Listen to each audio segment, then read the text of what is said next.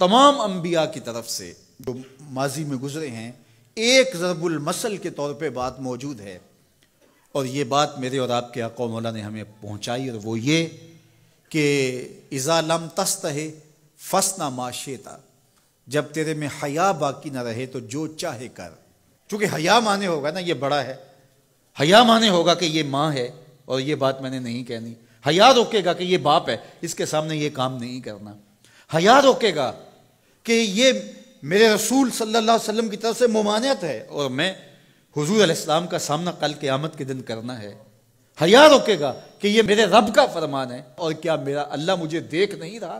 حیا ہے تو گناہوں سے خود بخود روکو گے، کوئی کیمرہ نہیں تو پھر بھی رک جاؤ گے، کوئی سیکورٹی نہیں تو پھر بھی رک جاؤ گے، کوئی واچ نہیں کر رہا پھر بھی رکو گے، بند کمرے میں بھی رکو گے اپنے رب سے حیا کرتے ہوئے۔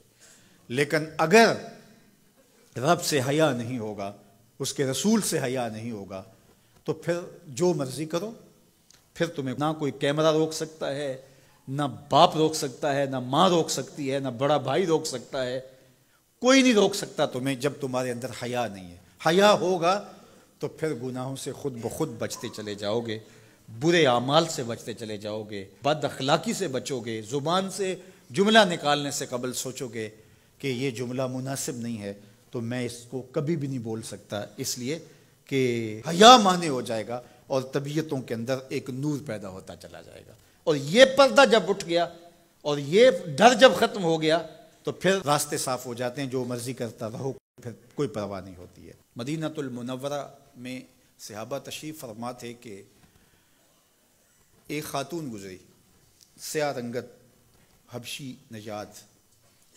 تو ایک صحابی فرمانے لگے اگر جنتی خاتون دیکھنی ہے تو یہ خاتون جا رہی ہے۔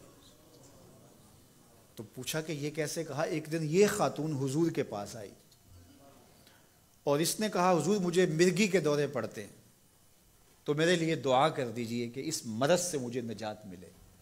تو آقا کریم علیہ السلام نے فرمایا اگر تم کہو تو میں دعا کر دیتا ہوں اور یہ دورے تمہیں نہیں پڑیں گے، اور اگر تم ان پہ صبر کر لو تو میں تمہیں جنت کا وعدہ دیتا ہوں۔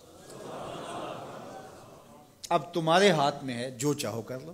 اس خاتون نے بغیر تأمل کے کہا مجھے جنت والا وعدہ قبول ہے، دورے پڑتے رہے کوئی بات نہیں، مجھے جنت والا وعدہ قبول ہے، لیکن حضور ایک کرم میرے پہ فرمائیے، وہ یہ کہ جب مجھے دورہ پڑتا ہے تو میں گر پڑتی ہوں، تو گر جانے کی وجہ سے سطر کا خیال نہیں رہتا، ظاہر ہے بے ہوشی ہو جاتی ہے، تو میرے پہ یہ کرم فرمائیے، دعا کیجئے جب میں گروں تو اللہ میرے سطر کی حفاظت کرے۔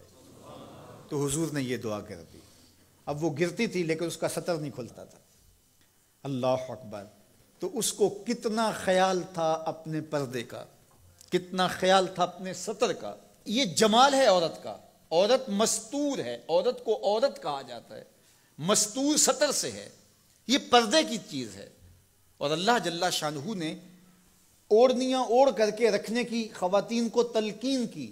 آج جدید مفکرین تو عورت کے ساتھ مصافحہ کے راستے بھی نکال رہے ہیں۔ وہ کسی نے کہا تھا یہ عورت کی آزادی نہیں ہے، یہ عورت تک پہنچنے کے لیے مرد آزادی چاہتے ہیں۔ عورت سمجھتی ہے مجھے آزادی مل رہی ہے، یہ تجھے آزادی نہیں دی جا رہی، یہ تیری آبرو کو، تیری عزت کو، تیری ناموس کو تار تار کرنے کے لیے یہ مرد آزادی چاہ رہا ہے، یہ آوارہ لوگ آزادی چاہ رہے ہیں۔ تجھے کھلونا بنانا چاہتے ہیں تو کھلونا نہیں ہے، تیرا پردہ تیری ناموس کا محافظ ہے، تیرے برقعے کی ایک ایک سلوٹ تیرے حیا کا پہرا ہے۔ آج مغرب مختلف ذرائع سے ہم سے یہ جوہر چھیننا چاہتا ہے، تو اب ہمارے اوپر تہذیبی یلغار کے ذریعے سے، میڈیا یلغار کے ذریعے سے، تمدنی یلغار کے ذریعے سے، مختلف ناموں سے، مختلف ایام منانے کے ذرائع سے ہم سے اگر ہمارے جوہر حیا کو چھین لیا جاتا ہے تو ہمارے پلے کیا بچتا ہے؟ کیا ہم گگو کوڑا قوم ہے کہ جو کوئی لے کے آئے اور اسی کے پیچھے چل پڑے؟ کیا ہمیں نہیں پتا کہ ہم کون ہیں؟ ہماری بھی کوئی بنیاد ہے، ہماری کوئی ساکھ ہے، ہمارے آباء و اجداد ہیں، ہمارے اوپر کتاب اتری ہے، ہمارے آقا نبیوں کے امام ہیں، ہمیں پورا کامل اکمل دین دیا گیا ہے۔ کیا ہم وسیع الظرفی کے نام سے، روشن خیالی کے نام سے سب کچھ اختیار کر لیں گے؟ یا ہمیں سوچنا پڑے گا کہ ہمارے دین کی شناخت کیا ہے؟ تو میرے حضور نے فرمایا ہر دین کی ایک الگ شناخت، الگ پہچان اور نمایاں نشان اور علامت ہوتی ہے۔ اسلام کی وہ نمایاں علامت حیا ہے۔ اگر حیا ہے تو دین ہے، اگر حیا نہیں ہے تو دین نہیں ہے۔ تو اللہ ہمیں حیا کے نور سے مالا مال کرے، ہماری نسل نو کی بالخصوص حفاظت کرے، ہماری بیٹیوں، بہنوں اور مستورات اسلام بناتے دین کی اللہ خاص طور پہ حفاظت فرمائے، آنکھوں میں شرم اور حیا کے نور کو پیدا کرے، اور ہمارے باطن بھی حیا کے نور سے مالا مال ہوں۔